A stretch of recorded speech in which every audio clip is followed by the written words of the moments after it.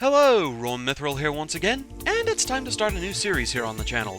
This one isn't just a single game, but rather we'll be revisiting games featured in previous projects.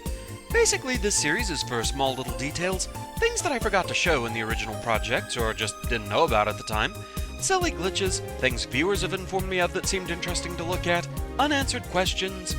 Basically just small details that by themselves wouldn't really warrant another full video tacked onto the original series in question, but combined together should make for an interesting showcase. This is a series that as time goes on I'll likely add more videos to it as things come to mind that I might want to record.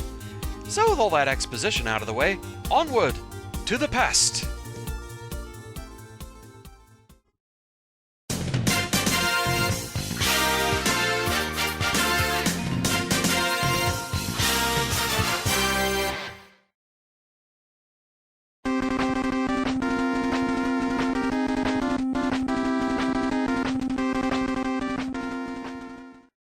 And so it's time to kick off the Revisiting the Past project by going back to the second project I ever actually worked on, the Mega Man 2 Perfect Run series. We'll start things off by looking at something in one of those perfect runs that I had it a little bit wrong. So our first revisit brings us all the way back to Crashman's stage. In the original Crashman Perfect Run, I had to glitch between these two ladders. I didn't think you had quite enough space to jump between them in the next room to dodge the oncoming Pippies, but it is possible.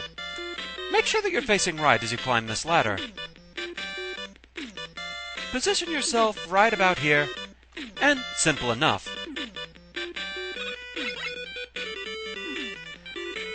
So it is doable, but I don't really feel like this warrants a full stage redo, and here's the reason. It's simple enough to get right just about every time. You want to put that on Still Store, Cambot? Ah, the beauty of a pixel-based game. It's easy enough to figure out where you need to position yourself. Make sure Mega Man's upstretched arm is positioned so that it's on the rung just under the main structure, but positioned so that you just barely see those 2 pixels of white around his hand. Position yourself like that no matter which of his hands is facing upward. Hold right, jump off toward the other ladder, and hold up as soon as you're in contact with it, and you should be fine pretty much every time. So yeah, if you know what you're doing, getting the positioning right isn't really all that difficult. So I don't feel like it really adds to the stage's difficulty. Besides, even if you get it wrong, it becomes more just an exercise in tedium than anything else, because you only go down one screen, quickly get on the ladder, and try again. So you're never really in any particular danger doing this. It's just tedious and easy at best, so I don't feel it really affects the stage's difficulty all that much. You know, maybe if I have nothing better to do sometime, I'll do a full run of this stage incorporating this instead of the glitch, but I don't really feel it's that high of a priority. At the current point in time, that's really all I have to discuss as far as the Robot Master stages, but there is some stuff to cover over at Skull Castle, including something rather silly in the very first stage. So here at the end of the first Skull Castle stage, things get rather weird. We're going to switch over to item 1 for this. We're right at the end of the stage, the end segment where the Mecha Dragon starts chasing you, and for the most part, item 1 does exactly what it's supposed to do. Right up until you get to the auto-scrolling portion, and then item 1 has no idea what to do. In fact, if you manage to catch up to it and get on top, the auto-scroll tries to sweep you right off of it. But that's not the half of it.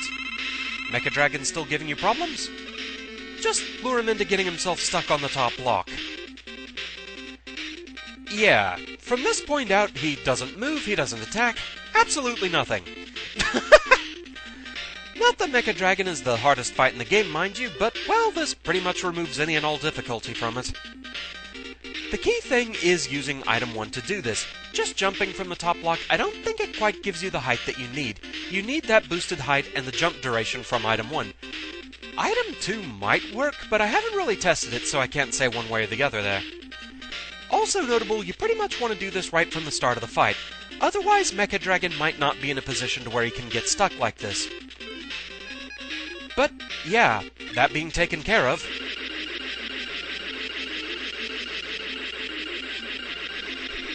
Brother Dragon, we're really gonna have a talk about this.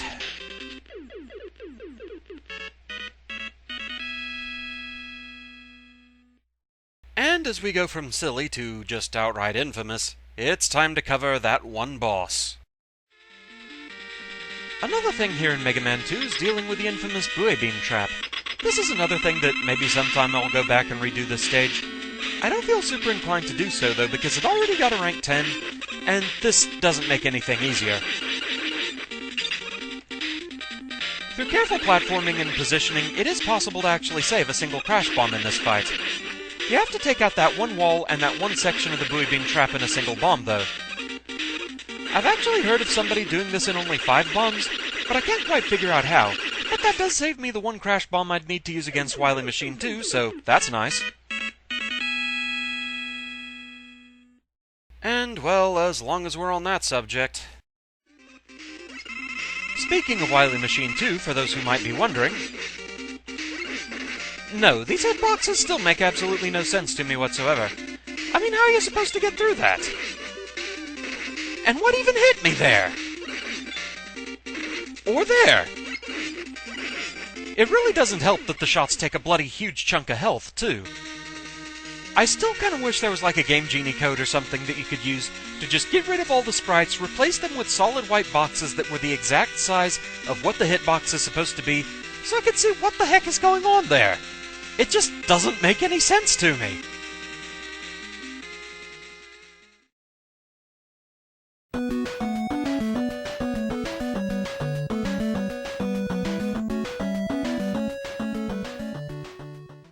Skipping ahead to Mega Man 5, there is a fun little glitch we can play around with by going into an area in a way that you're really not supposed to use to get there.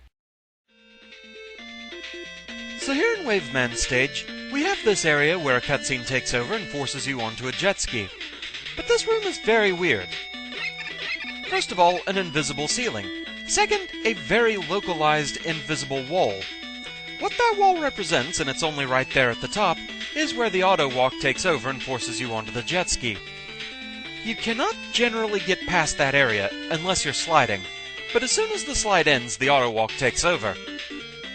You can do some kind of weird things with this, though. Such as skipping the jet ski. But the auto walk is still going. Interestingly, it does make you dodge everything, but Mega Man just walks off the side of the screen and is never heard from again. Some of the enemies seem to know where he is, though, but there's absolutely nothing that we can do. Even the dolphins are confused. Everything's all well and good, other than our protagonist has vanished. Right up until we get to the mid-boss. Octoparay knows we're back there somewhere, but he can't hit us, and we can't hit him. And since you have to defeat the mid-boss to progress, well, we're pretty much stuck here. So that's no good. So yeah, nothing we can really do with that one. Or is there? So the question now is, what's the point of all this?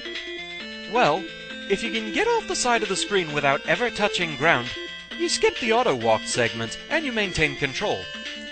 This is kinda tricky to pull off, though. It's a lot easier with auto-fire, but you can do it without it.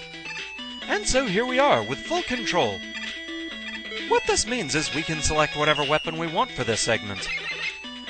Though they do kinda react strangely with the auto-scroll. Firing faster to the left than to the right. Kinda weird. We can also use Robot Master weapons here, but the thing to bear in mind is you're really not meant to have them here. The Mega Buster is the only thing that'll actually damage any of the enemies here. They are immune to every single Robot Master weapon. But they are still kind of fun to play around with thanks to auto-scroll. Water Wave, for example, moves the exact same speed as the auto-scroll, so it just sits there for a while. Looks kinda interesting. The same is true of Gyro Attack. It'll just hover there until you hit up and down. And then it'll move in a diagonal. Pretty weird. I love playing with these things. But now it's mini-boss time. Just proof of concept here, the auto-scroll has stopped. But now we have to defeat Octoparay. But hey, you can use charge shots, and they do still work. And they do still do more damage. Testing it took 20 uncharged shots to take out October A. Considerably fewer charged shots, though still a good number. And so now we can move on. And now, more weapon demos. Let's see. Nothing really special about Crystal Eye other than it moves a bit faster than Auto-Scroll. It's on your tail! Napalm Bomb... yeah, nothing to write home about. Power Stone... its usual, kinda unreliable self. Gravity Hold... well, what did you expect? Charge Kick... yeah, pretty bog standard. Star Crash... I'll just leave this here. Summoning Beats... he doesn't know what's going on. He can't keep up with us. Well, let's try Rush Coil. I said let's try Rush Coil. No! I want to play with my dog! And, well, that's that. Back to business as usual.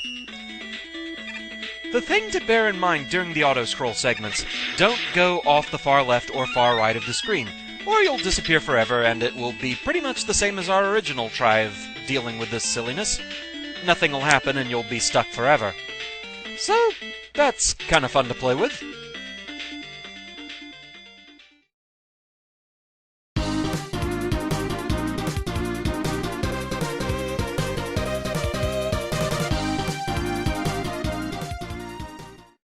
So here in Mega Man 7, it's not a glitch or anything like that I was asked to revisit. Instead, it was a small cameo of sorts that I was asked to show off.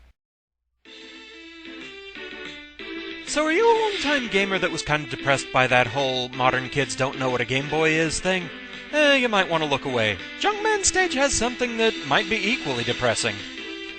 At the very start of the stage, if you come over here, and then select Rush Search, call him on down, he'll find something.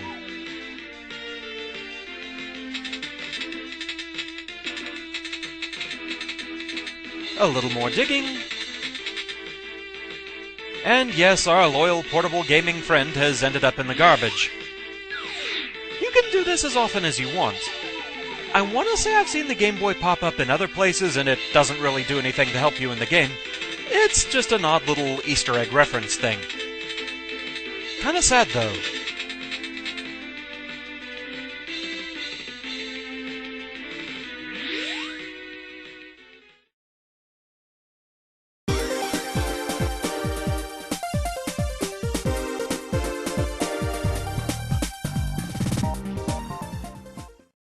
I honestly didn't expect that I'd be revisiting Mega Man 8. I mean, yes, of course, eventually I'll be going back to do the Fortress Stage Perfect runs. But out of the stuff I'd already recorded, I didn't think I'd be doing a revisit. But then someone posted something over on my Tumblr, and it made me want to investigate. And then strange discoveries were made. So back during the original Swordman Perfect run, I mentioned that you can't get past this area without using the Ice Wave. Somebody posted over on my Tumblr saying that was wrong, that with precise jumping you can position yourself between the fire bars and get past them that way. The thing is, I think they mistook what I was talking about, and reviewing the old footage, it's easy enough to see where they might have gotten confused. Cambot, run the original video for me, would you? So first up, let's go with Ice Wave. I keep wanting to call it Ice Wall, but that's the wrong game. Technically you don't need it for this first part. If you time it carefully, you can get between the fire streams without it. Just be very careful, because the fire streams are instant death if you touch them. Those are KO de Canas. They're annoying just from how numerous they are. Due to that slide, it messes up your timing, so without using the Ice Wave, there's no safe way past that second bit. So yeah, fair enough. In the original video, I wasn't really as clear as I could have been. I was talking about 2 or 3 different things in the heat of the moment, and the part I was talking about, the second bit, I was already past it by the time I mentioned it. As shown in the video, yes, you can position yourself between the fire bars if there are no other mitigating circumstances. The part I was talking about where you have to use the Ice Wave, though, is here where there's this low ceiling. However, I was intrigued and decided to try and research this. And thus I made a rather odd observation. The first phase of this research was trying to figure out, okay, if I'm going to have any shot whatsoever at getting past this, first I need to get past the first fire bar. So, wait for it to go down, position myself as far over as I can against this wall, and my hitbox goes too far to the left and that fire bar kills me anyway. Huh. But Roahm, I hear you saying, what's so interesting about that? The interesting thing is hitbox inconsistency. If I position myself against the wall and keep running, the fire bar does not hit me. So that's interesting, but as soon as I stop, if that fire bar is in place, it murders me. So that's interesting. So as long as I'm running, I'm safe, right? So all I have to do is wait for those bars to go down and slide through. No problem. Except sliding gets you killed too. And thus, as far as I can tell, we find ourselves in a bit of a timing impasse. Here's the problem.